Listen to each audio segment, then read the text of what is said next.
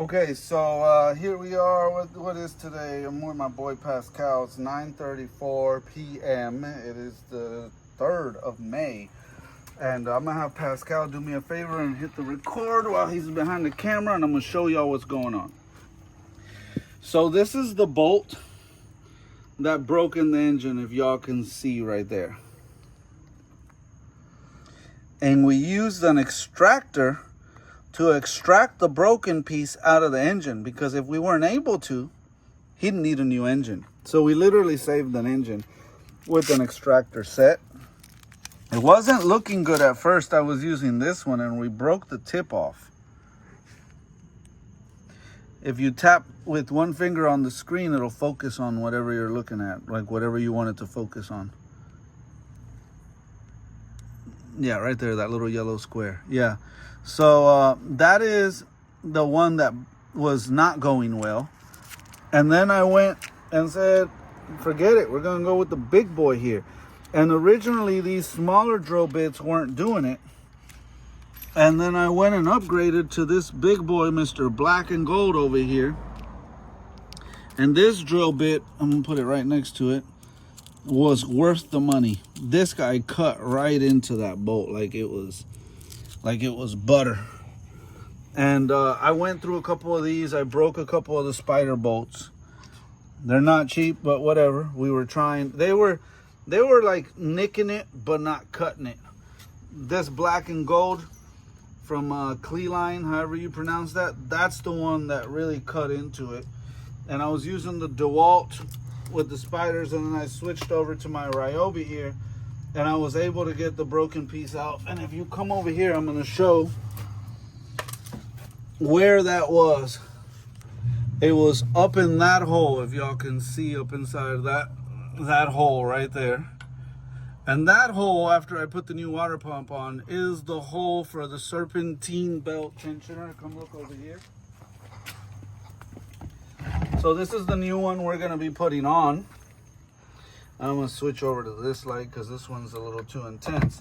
But this is the one that we're going to be putting on. And this is the setup on the car when it's installed. So you have the water pump behind the tensioner.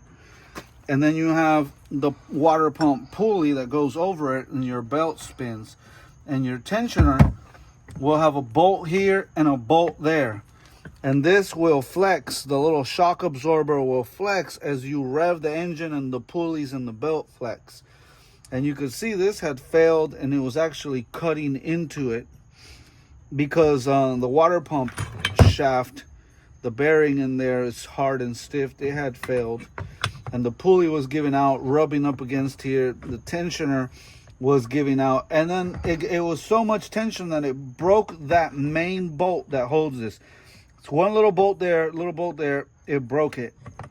And Pascal's holding the camera, and he'll tell you he was driving and it was smoke coming out of here and everything, and he had to get himself towed over here to where I'm at to get him repaired. And if you look down the hole right here, now we got this, we removed the motor mount, we're replacing this motor mount with a new one. And these are hydraulic filled motor mounts, you want to have a new one. And we put a new water pump on it and cleaned up the valve cover gasket and spark plugs and did the whole top tune-up of the engine. He had a bunch of oil in this spark plug seal because this bottom nut was loose, and I tightened and I cleaned the whole bottom of the car. Now we were at a point where we're like, damn, are we gonna have to replace that engine over that main bolt to the tensioner being broken in there? Because that's part of the engine block itself. It's not a piece we can remove. So that had to be able to be safely drilled out, or we couldn't put a tensioner and a belt and a pulley back on this water pump and give him his engine back. And he would have had to get a new engine, even though the engine's technically still good, just because he couldn't have been able to get his drive belts back on. So going back over here, the next step is going to be to remove this piece from my extractor, so that I can put my extractor back in its case and be able to use it again if I need to. If not, he's going to have to buy me a new case, because I not only broke the tip on one, but now if this don't come off, it's forever on there. Sometimes they come off, sometimes they break coming off. But either way, I need this off not just for the sake of saving the tool, but I need to get an accurate measurement of this thread to that thread so I can get a bolt that I can match up and compare to the same thread. This doesn't look like it's a super fine thread, but it's not a super coarse thread either. It's like medium. It's not super fine, it's not super coarse. It's like your average JDM Nissan, you know, mid thread. But I need to get an accurate measurement on the length so that I could find a replacement bolt. And these are Allen head bolts. And I think I'm gonna have to stick with the Allen head bolt because of the way it sits inside of these of this. Come over here and you'll see what I'm talking about. The way it sits inside of this housing. See how it's round on the outside, so it has to be Allen in the middle. So you can't use a regular bolt because you wouldn't be able to get a socket in there to tighten it because it's recessed inside of there. So therefore, it can't just be replaced with a regular bolt that has a regular bolt head. That has to be replaced with an Allen head bolt that you tighten from the inside, not with a socket grabbing it from the outside, because there's no room to grab it from the outside. And this is where it snapped off, and there isn't enough, obviously, there to grab and hold. So we need to measure about how much more length we need on that head, because there's only so much room. If you come back over here one last time, there's only so much room that you can fit in there. And I'm gonna grab that black drill bit and I'm gonna put it in there.